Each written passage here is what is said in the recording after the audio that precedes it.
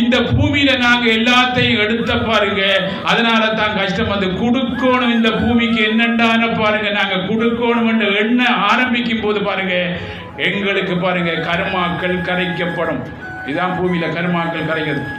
இந்த கர்மாக்கள் கரைக்கப்படும், கரைக்கப்படணும், கரைக்கணும். நாங்க கூடிய கற்பனை பண்ணினாலும் கரைக்கப்படாது.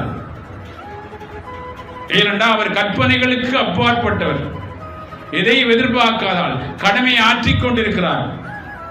இதைத்தான் சொல்றார் பாருங்க கிருஷ்ணன் அர்ஜுனன்ட்ட,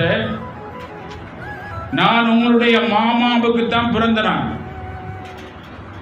நான் இந்த உலகத்துல பாருங்க கர்த்தாவாக இருந்தாலும் பாருங்க அகத்தா மனித சரீரம் எடுத்து வந்திருக்கேன். எனக்கு இந்த மனித சரீரத்துக்குரிய எல்லாம் இருக்கும்.